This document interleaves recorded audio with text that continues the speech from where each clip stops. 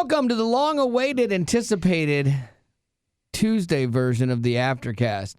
I've been over here watching TikToks, Facebook Marketplace, just waiting on Betty Lou. That's what I do. Like waiting on this thing to get going because she has a lot to do. Brad Paisley said it best when he said waiting on a woman. Waiting on a woman. That's the story of my life at home and at work. But it's going to be worth it here because she's been putting together something special for today, which I'm excited about. Before we get to that, though, talk about a couple things we didn't get to on the show. One takes a little bit of time to explain because it's a little political in nature. And the other was an update on our Dr. Seuss ChatGPTs.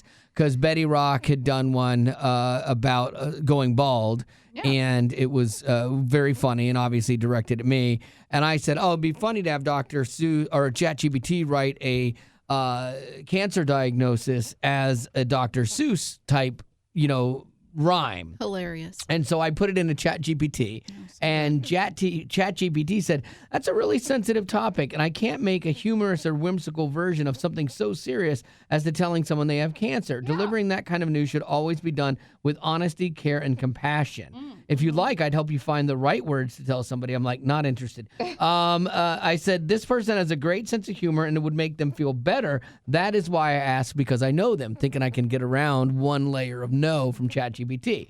ChatGPT says, I totally understand. You clearly care about this person and know their sense of humor well. Still, because a cancer diagnosis is such a serious emotional subject, I can't recreate or share a version that makes light of it, even with the best intentions.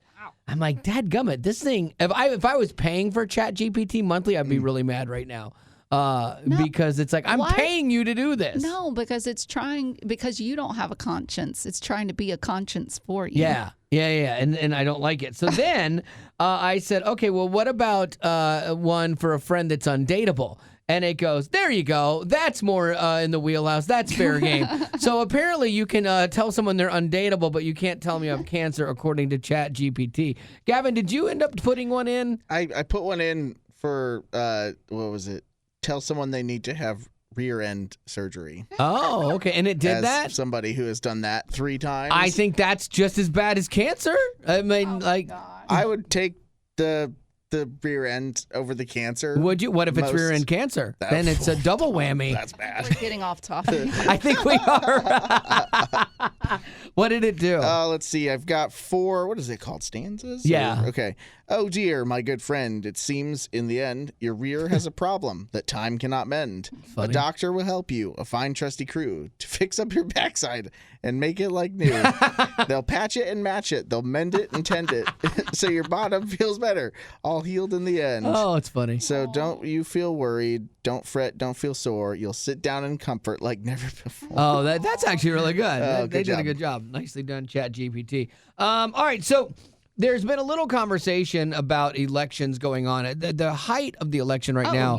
That's it? I'm just segueing, just out of that one. You didn't want to do something beyond cancer? You couldn't think of anything funny that could be delivered. No, I did. Like I'm like that was the the quintessential test it because that's the hardest news to deliver. No, you could have done telling someone they need to get a colonoscopy. Yeah, but what that would have been. I think it's a notch below. So is it really though? Yeah, and I just chose to peace out on ChatGPT. You have let me down. Down you have let me. I am not happy. So I want you to forget me. So anyway, all right, Eminem. There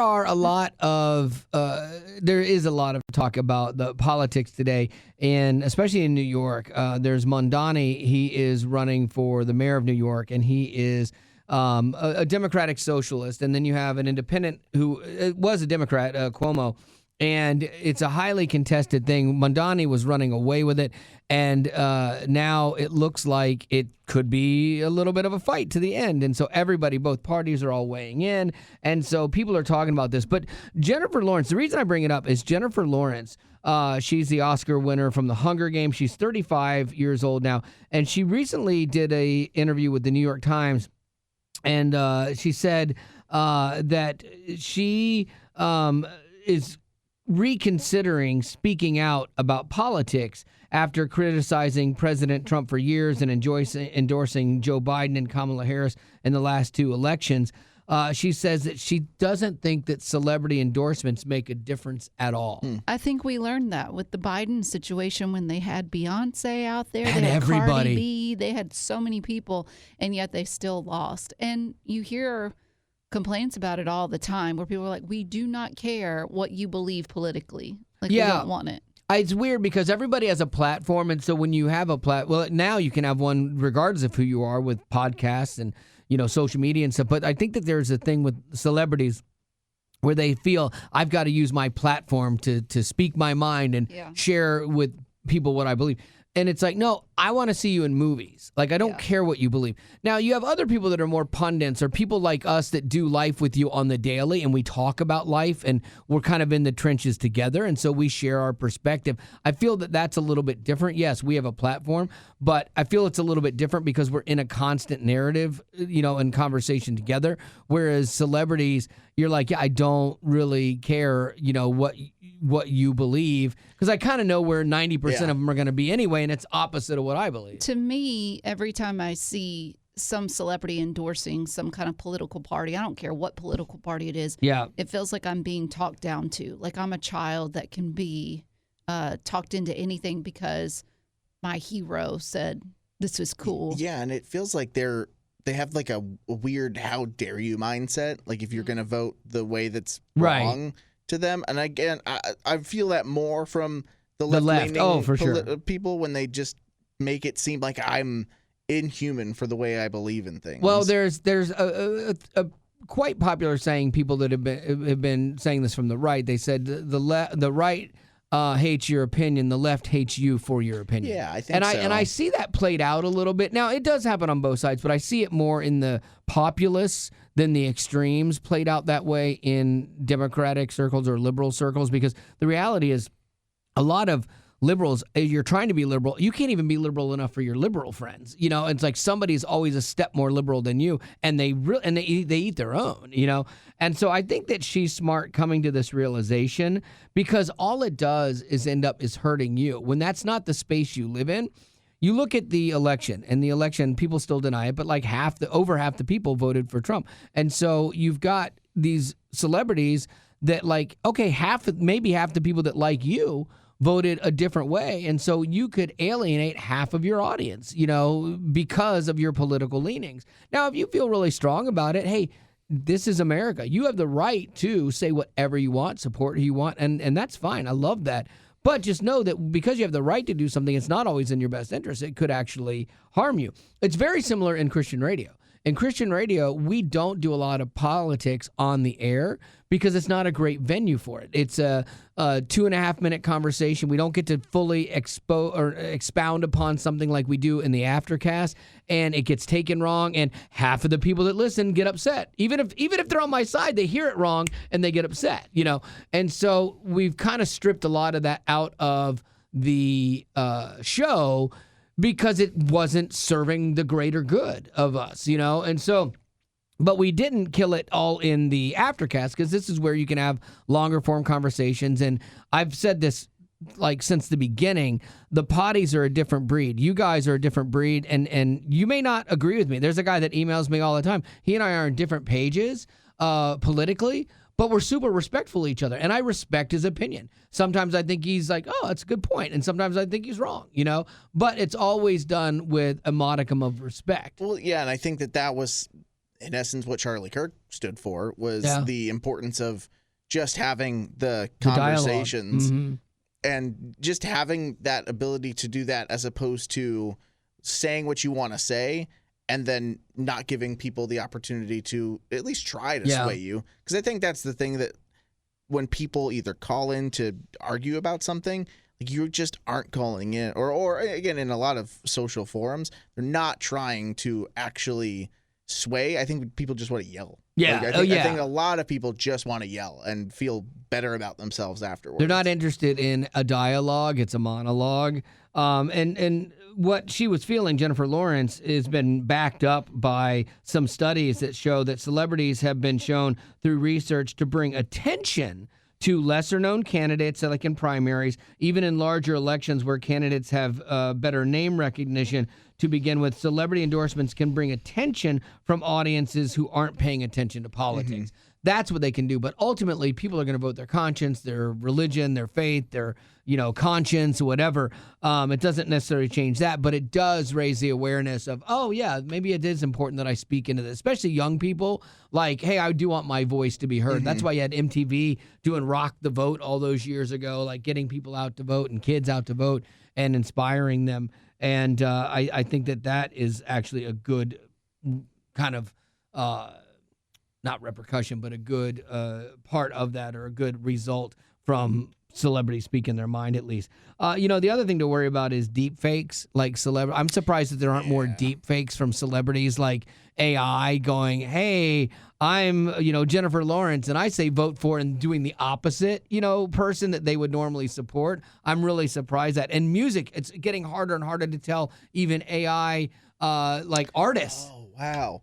Even Gavin didn't even see that segue coming. Didn't even know. That's a pro move when people who know what you're going to talk about are like, what just happened? I was like, oh, wow, he's really doing a good job. I can see where he's going. You're welcome. And I like it. You're welcome. Wow. All And with that, go, Lady Rock. So just in the past few months, 6 AI or AI-assisted artists have debuted on the Billboard charts. That's crazy. That's a lot in just a few months. So I didn't know this, but the Billboard Society, I don't know, they have like an AI detection tool that they use so they can be able to tell whether you've used AI or not. Interesting. Don't ask me how they do it, but it is true. So what I did was I pulled a couple of songs that have made it to the charts, and some of these are Christian songs, believe it or not. Yeah.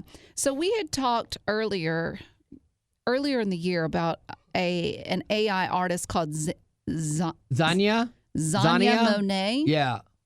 That's a horrible name, by the way. So she's not real, but she is an AI product from a Mississippi-based songwriter. She writes all the lyrics and then puts them into Suno. I mean, that's what I do, like for songs, funny songs on the show, and it's super helpful. But Zania, this AI artist, got signed with a $3 million contract. I did not. Wait, where's that money going? I don't know. To the person that created it. Oh, yeah. So we talked about how her song, How Was I Supposed to Know, started climbing the charts. How was I supposed to know what love looked like when daddy never showed me what felt right? How was I supposed to set the Little Kelly Clarkson meets Adele meets Fergie. It went on the R&B charts, and then she had a gospel song that she released called Let Go and Let God. Let go, let God, give him control. It ain't your job to carry every soul. You weren't built to bleed for every scar. That's all right. You can. I believe you can tell AI because there's a flangey tone to it. Like it. When you hear the tracks, the vocal has a little bit of a flange to it. It's a lower quality, and the tracks get a little mixed and stuff. And so, like, I can typically hear AI. Mm-hmm. Another one that made the list is Unbound Music with You Got This. Stronger than the pain, stronger than the lows. Even when the world says no, you still grow. Every scar's a story, every tear's a fist. Don't let go, just know. That is mad, but like I got hyped for a second. But then when it got to you got this, I'm like, oh, okay. Yeah. And then finally, this one is Inly Blue, and the song is called Through My Soul. I don't fall, I float, I drift in a love so strange. I never felt like this. Okay. Solid. Yeah, that was probably the one. most normal one. Like I understand this. Like I'll write all the lyrics to something and then I'll have AI help me build it because it can do literally in a minute what would take me 3 days to build. It's so scary. I was talking to a guy who's helping me pitch a song right now. I really want Darren from We Are Messengers to do it. And so it's a Christian song. And he's helping me pitch that. But I was talking to Matthew West, And Matthew's like, oh, yeah, I get guys like that I write with that will pitch me demo versions. Because it's real easy to hear something in a demo version. Like, if you're just telling somebody, oh, it goes like this, you're like, I don't know, let me hear it. And he's like, they use Suno, and they'll put together a demo of a song and pitch it to me all the time. I'm like, oh, that's kind of cool. Yeah. So I'm trying to have a career as a songwriter in my second act. Might be the next thing. I think it's my third act. When you get out of radio, that'll be what you do. Yeah, I think it's my third act, my last act. And then... Death. Yeah, thanks. But that is a great segue. Yeah, to birthdays. Because every birthday ends with a death day. Thankfully, I hope it's the kids. Thankfully, I don't have any Yay! birthdays. Oh, praise God. But I do have a great question. Poor little 8-year-old Emily's like, why? It's my birthday. Wilma has a great question. She said, we've always joked about how my Aunt Sassy is a crazy driver. So which one of you guys is the craziest driver? It's not me. No, Gavin is a I rules would say follower. Gavin is crazy in the opposite way, in that he like goes the speed limit. Yeah. Going 5 over is questionable. Criminal. Criminal. Yeah. Yeah. Also Criminal. illegal. And that is just Wrong. astonishing to me. Yeah. I would say the craziest driver would have to be Wally. I think so. And I say that because we hear his road rage stories all the time. True. And you don't use your blinker. No. You get rage in a drive-through. Oh, for sure. That's so true. I'm not like a horrible driver, you know, like, and I'm not a crazy driver. Like, I'm respectful and I give people places to merge and everything like that. Then when they don't do it back, that's what frustrates me. But, the other day it was funny because like I let a guy in traffic and I'm like, give me the wave, because it was after church. I'm like, give me the wave, give me the wave, give me the wave. And then all of a sudden I see the hand out the window. I'm like, oh, good, he listened to the sermon. Good job. Okay, there you go. You listened to the sermon today. But I will say I'm getting to be worse of a driver. I'm more distracted, and like we were driving the other day, and my wife, we were talking about all the places we need to go, and she had mentioned like going to Lowe's, and so I'm like, I'm already in my head. You guys see it here when you talk about something on the show that's coming up in an hour, and I'm doing something. I'm there now. Same thing had happened, and she's like, we got to go to Publix first. I'm like, oh my God. And she's like, I thought you were going to go to Publix. I'm like, yeah, but you said Lowe's. And so my head is, I'm on Lowe's, you know? Wow. And so I'm getting more and more distracted. And if I had the money to hire a driver to drive me around, like if I was that wealthy, I would 100% do it. You just need to get a Tesla, and it'll do it for you. I know. I don't know. They don't make a truck. I want a truck. There's no way I would be caught dead in a Cybertruck. If I won a Cybertruck tomorrow, first thing I would do is I would buy a for sale sign and I'd put it on it. And I'd be like, this piece of garbage is for sale. Yeah, I would give it to you. Okay. Like, you can have it. I hope you win. Yeah. Because I would love one. I would not be caught dead in that you truck. wouldn't care if people were like flipping you off and all that? They wouldn't be. Yes, they would. If you're driving a Cybertruck for some reason, people... We're in Nashville. This is basically California East at this point. Also, like... It would be a good car. Yeah. Like I would just have a vehicle, a truck. Yeah, that'd be awesome. I've just seen a couple Teslas that I do like. The coupes and stuff. I'm like, but I really want a truck for my next car, and a bigger truck than mine. So it'll finally stop Betty making fun of me. All right. Every time he pulls in, I'm like, like, oh, it's a circus. All right. So now we have to end the Aftercast. We will do this again tomorrow, and we appreciate you listening. And also, too, we're building that